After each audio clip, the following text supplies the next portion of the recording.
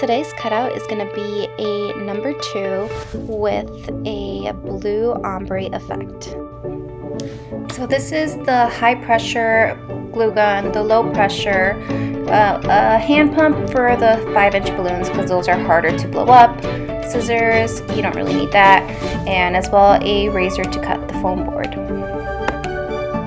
So for this project we're using the Elmers foam board. It's 32 by 40 and it's a 1/8. You are going to need 2 sheets to make the number 2, so keep that in mind. So this is the number 1 that was in our first TikTok video. The board is from Hobby Lobby, so it's not the Elmers brand that we will be using today. However, it should be around the same. I just don't know how it cuts, so we will see together and I'll let you know. I do suggest to have an idea of how you want to write your number before you go ahead and write it on the big board. So what I'm trying to do is just measure the number 1 against the big board because I want to make sure the number 2 is around the same size. Therefore, if someone wants to rent it out, it doesn't look awkward where one number is bigger or smaller.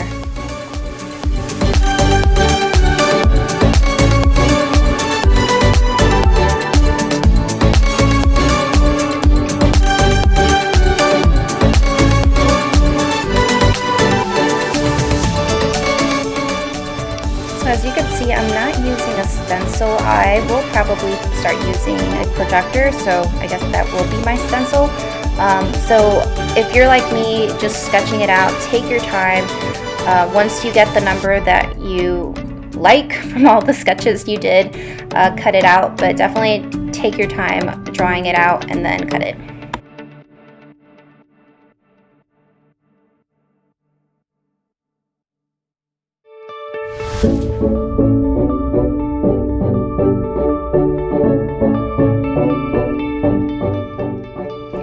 A tip when cutting the board, make sure to start like in the corners and also don't cut big pieces. Go little by little, if not it's gonna probably fold the number 2.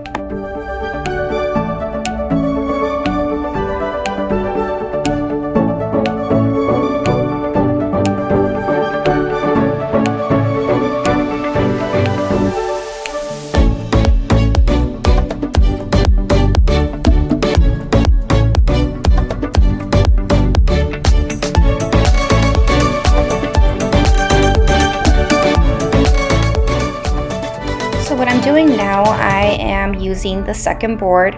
I am cutting the sides for the number 2. So the sizes that I'm using are 5 inches. So make sure to line it up before you start cutting it. I think you get about 5 pieces and overall you end up using about 4. But yeah, keep those pieces because they could definitely come in handy for the next numbers.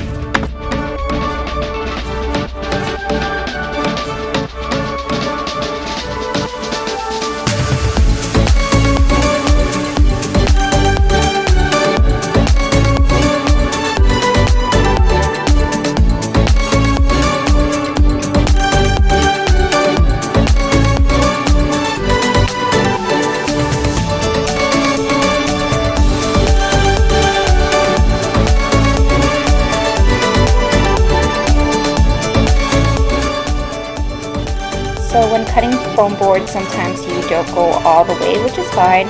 You could just do this flap motion that I'm trying to do and then just turn it around and start cutting it from the other side.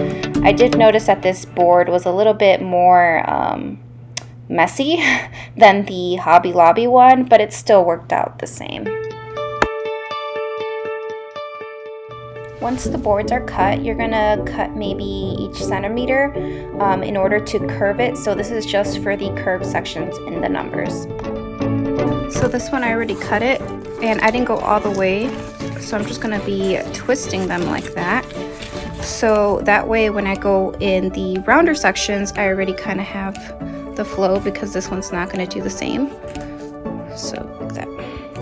Depending on the number, like the number 2, the 8, you're definitely going to have more curved sections. But other than that, you really don't have to do this process for like a number one, because a number one only requires like a little bit of a twist. So other than that, you really don't need to do this. So before you start gluing, I suggest you just look into it, make sure it curves correctly. If not, you're gonna have an issue while half of it's glued and the rest doesn't even curve.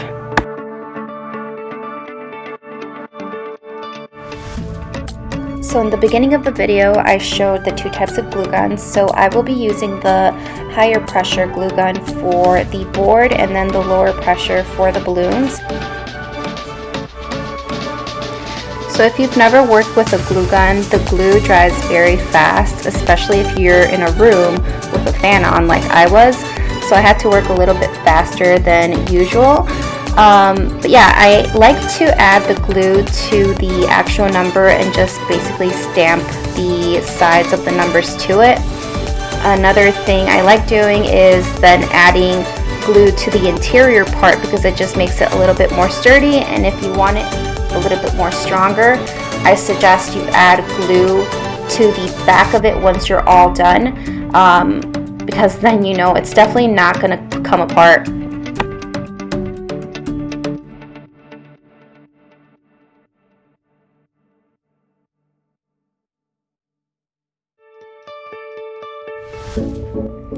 If you don't have a glue gun, I have also tried even just clear tape or white duct tape. That works well as well. So those are other options if you do not have a glue gun. I know that working with a glue gun was a little bit more tedious just because I kept burning my fingers, and you kind of have to just hold down the board for it to glue. If not, it just keeps moving. So either option would work.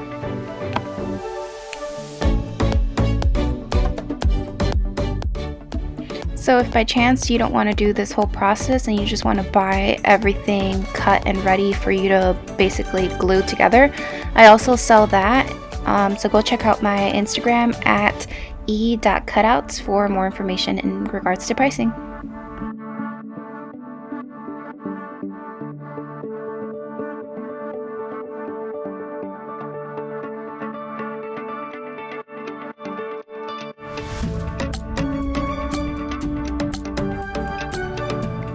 So when buying your balloons, make sure to either buy 10 or 12-inch balloons for your main big ones, and as well 5-inch balloons for the little fillers.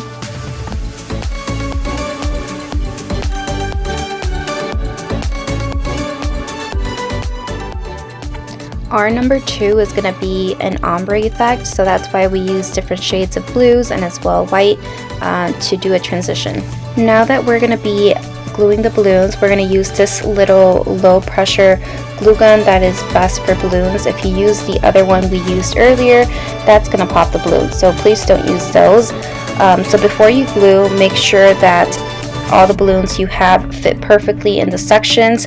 As you could see, I had like smaller to a little bit bigger to the corner.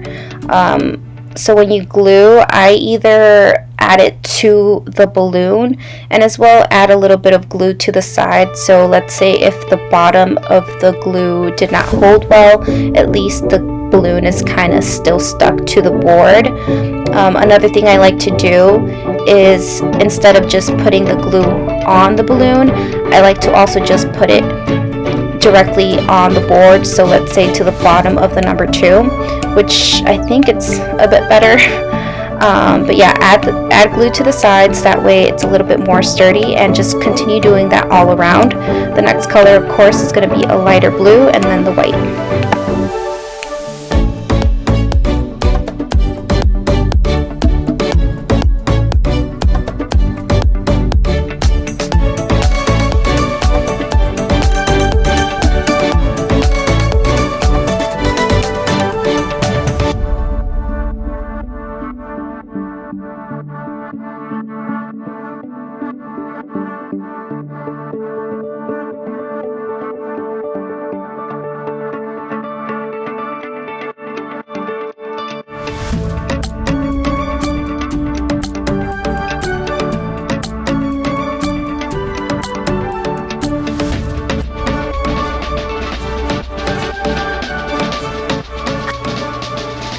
Once you're all done, we are going to start adding the little fillers. I accidentally forgot to record the beginning, so you're going to see me just adding the extra fillers that go in between the balloons. So what I like to do, I like to grab the balloon and kind of pretend I'm going to stick it down, just to get an idea of what sides are going to be glued to the bigger sides. So it just gives you like kind of a quote-unquote measurement.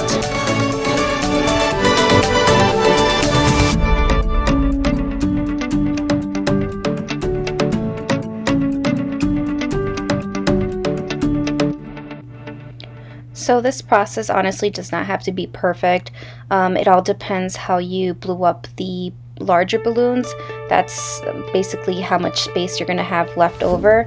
I do like filling in all the little quarters like I'm doing right now, and that's just a preference. You don't really have to do it.